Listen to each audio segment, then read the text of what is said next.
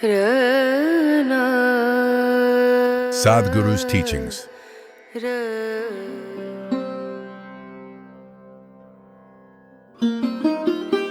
Sadhguru, you said that you are now out on this mobile journey of 10,000 miles on discovering what you call spiritual America, right? Would you like to tell us the difference between the spirituality in America and spirituality in India? It'll be very interesting. I'm sure it'll come brilliantly, but we're really waiting to hear from you. Hi Kiran, as you know, these people, the indigenous people of this land, also got labeled as Indians. So, one thing is I'm the real Indian.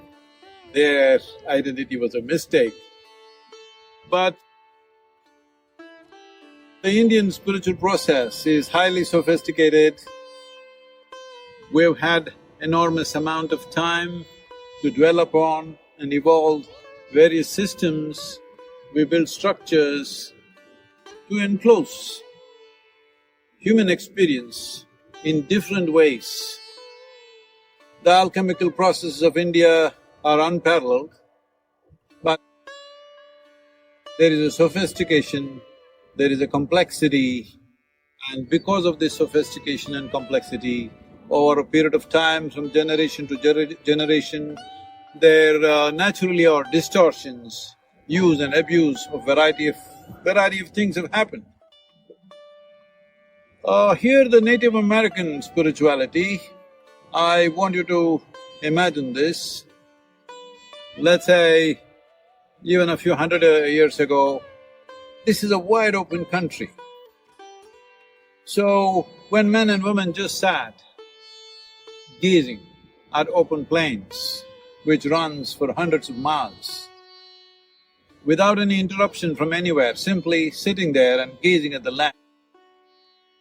Well, initially, of course, their local troubles and problems will play in their minds, but if you keep gazing at the terrain, slowly you become quiet and silent and you start listening to every different dimension of life. As in yoga, we have this process that if you bring your body to a place where the inner reverbs are reduced to the minimum, we talk about this in terms of breath. If normally it is 15, if it becomes 12, you will know the language of the animals. If it becomes 9, then you will know the language of the earth itself. If it becomes 6, you will know the language of elements. And if it becomes 3, you will know the very language of cosmos. Not by controlling your breath, but by bringing the body to that level of lack of resistance within itself. And this is one way of putting it, that in the body there is nothing else which is disturbing your perception. So when people simply gaze at the terrain, at the land, this naturally happens. I've spent many years in that mode. So, I'm an unproductive life. I did not start a factory or something because I basically spend time drinking in life, and in many ways, that's what this is about. As you have heard, always Native American people talked about, it's blowing in the wind. Where is the truth? Where is the realization? Where is the perception? It's blowing in the wind. Well, if it's blowing in the wind, how else to do it but a motorcycle? Here I am. So, you should come, Kiran. You must ride with me. If not here in India, you must ride with me. People think you're a woman of iron heart. Let me see, on my pillion.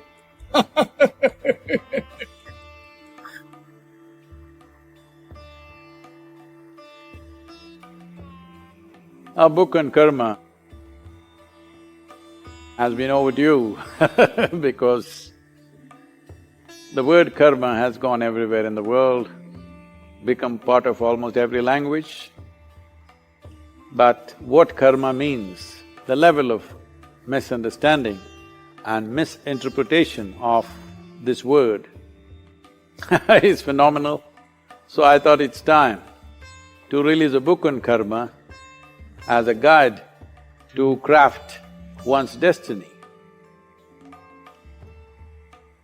Karma is not about punishment and reward. Karma is not about being sinful or virtuous. Karma is about understanding the legacy of information that comes with our birth and continues through our life, enhances itself to various levels and impacts every dimension of our experience. The word karma literally means action. That means, as the action that you perform becomes more and more conscious, your destiny also will become a more conscious possibility. That means essentially, you're going where you want in your life. For most human beings, socially, career-wise, they may be going where they want reasonably, but in their experience of life, a whole lot of human beings are not going that way. The level of suffering that one creates within oneself is largely because we are attributing our experience to various things. Karma means action. Action means my doing. So, my life is my karma essentially means I am the maker of my life. So, this book explores step-by-step possibility of how you can take charge of your destiny, how you can craft your destiny by being conscious about various levels of karma that you perform in terms of physical activity, mental activity, emotional and energy activity. Karma is being accumulated. If you bring the light of consciousness into these aspects, how this can be transformed, the methods and the possibilities and the consequences of this is what the book explores. It's my wish and my blessing that every human being should be able to craft their own destiny. Namaskaram to everybody, all the citizens of our beloved nation. I want you to understand what democracy means is, this is a recent happening. Never before in history of humanity were common people able to select or elect their leadership as to who should govern us. Was never our choice. We were just ruled by all kinds of sundry. This is the first time as a democratic nations, we have this opportunity, we can decide who should conduct the governance of this nation. So every one of you should come out and exercise this responsibility that you can decide the future of this nation, you can decide the future of your children, whoever you think is best for the well-being of the nation, not based on religion, not based on caste or creed, not because somebody is paying you money, but what is best for this nation, you must choose according to your choices. Myself, I have a schedule in United States. In spite of that, just for one day, on 18th of April, I am back in India just for one day to cast my vote, and again I have to come back to United States. So all of you, this is not a picnic day, this is not a holiday, this is a very important day. You must exercise your franchise with utmost responsibility. When I was growing as a child, both my parents were working. And there were times I was feeling lonely and very miserable. Although my parents did give their part of comfort to me, there were times I was feeling lonely on the inside. And what can our future parents or what can we do to our kids to not feel the same way? Thank you. Well, in India, this is the first generation where women have stepped out to work professionally. Otherwise, because we were largely an agricultural community, women worked, but in and around the house. And if they went somewhere to the field, they took their children and went. So always like you see ducks and chicken, if the hen goes, behind that the chicks run, like that children were always running behind women. So she was always doing her work and still managing and tending to them, and there was a certain cohesiveness to that. But today women are going to the office or to the factory or to some other business, so they can't take their children there. This is the first generation of women who've stepped out So in the society, we still don't have arrangements, proper arrangements, where children can be properly tended to. That system, that facility and that arrangement has simply not happened in the society yet. I hope it happens quickly because it's very important. It doesn't matter whether it's a biological parent or somebody else, but children need a loving, caring atmosphere. It's very important. Just putting nourishment into their stomach is not the only thing.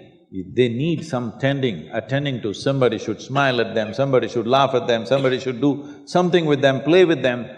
This is very needed, otherwise children will grow up a little sick in their head. It is not necessary only a biological mother should do it, but there must be a committed person doing this. It's very, very important for the child. Unfortunately, in this society, we still don't have those arrangements. For spiritual life, whether one has to search for a Sadhguru or it happens. Where will you search? And how will you know who is Sadhguru and who is not Sadhguru? You have no way to judge, isn't it? So how do I seek something? You just seek. You simply seek, I want to know. The more you become I do not know, the deeper your seeking is, isn't it? Seeking does not mean seeking something. Seeking means seeking that which you do not know. If you have to seek, you should not make any assumptions, isn't it so? You already made an assumption, God is sitting up in the heaven, I am seeking Him. This is not seeking. This is just hallucination. Seeking means simply seeking. Seeking is possible only when a deep I do not know has happened within you. If a vacuum of I do not know happens within you, Sadhguru will happen to you. You don't have to search. You don't know how to search. If you search with your intellect, naturally you will search for that kind of person with whom you are most comfortable, isn't it? See, if you seek a friend, what kind of friend do you seek? Do you seek a friend who punctures your ego every day? You seek a friend who nourishes your ego every day, isn't it? Yes or no? If somebody punctures your ego, he becomes your enemy, isn't it? So even if you seek a guru, you will only seek with this context, and that kind of guru who comforts you is no good to you. There's nothing spiritual about giving solace to people.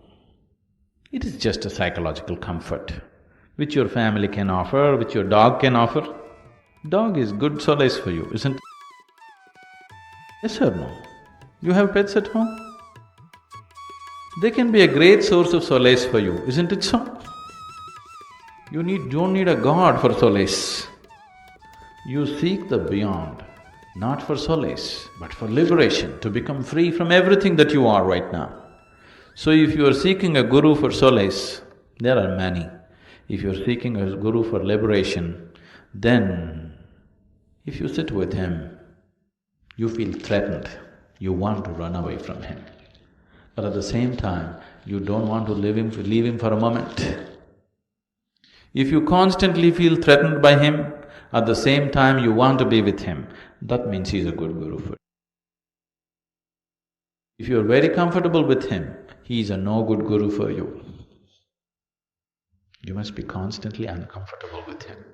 At the same time you long to be with him, that is a good prescription for you.